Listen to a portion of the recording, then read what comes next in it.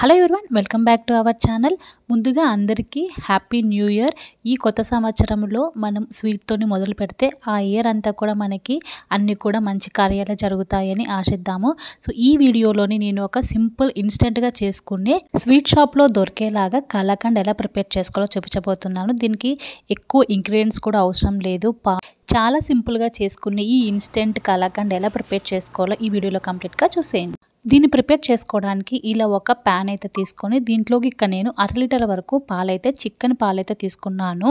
ఈ చిక్కని పాలలోకి 1 కప్పు వరకు పన్నీర్ని ఇక్కడ చక్కగా తురుముకున్నాను. మీరు లేదంటే చిన్న చిన్న పీసెస్గా అయినా చేసుకునైనా వేసుకోవచ్చు. ఈ 1 కప్పు పన్నీరు 200 గ్రామ్స్ వరకు అయితే ఉంటుంది. ఈ విధంగా తురుముకున్న పన్నీర్ కూడా ఇందులోకి వేసుకొని ఇక్కడ 2 టేబుల్ స్పూన్ల వరకు మిల్క్ పౌడర్ని అయితే వేసుకోవాలి.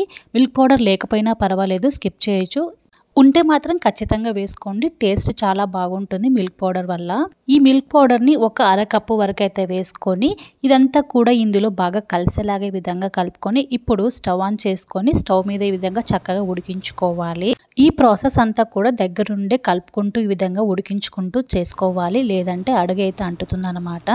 ఇది కాస్త పొంగొచ్చిన తర్వాత ఇక్కడ నేను ఒక 1/2 టీ స్పూన్ వరకు కుంకుమ పువ్వు, అలాగే 1/2 టీ స్పూన్ వరకు ఇలాచి పౌడర్ అయితే వేసి రెండు కూడా బాగా కలిసేలాగా కలుపుకుంటున్నాను. కుంకుమ పువ్వు వేసుకోవడం వల్ల మంచి ఫ్లేవర్తో పాటు మంచి కలర్ కూడా వస్తుంది.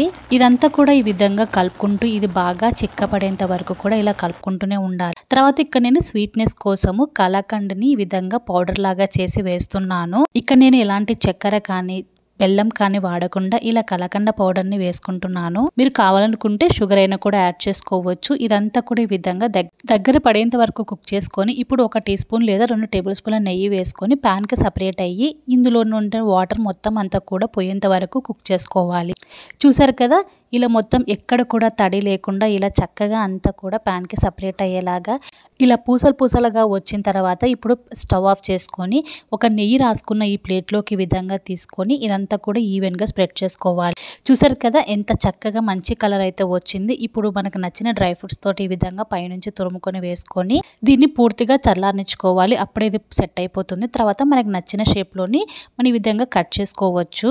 ఇన్స్టెంట్గా అప్పటికప్పుడు ఈ విధంగా కలాకండ్ని ఎక్కువ పాలు అవసరం లేకుండా తక్కువ పాలతోటి ఈ విధంగా అయితే చేసుకోవచ్చు. దీన్ని ప్రిపేర్ చేయడం కూడా చాలా సింపుల్, చాలా తక్కువ టైంలోనే ఈజీగా అయిపోతుంది.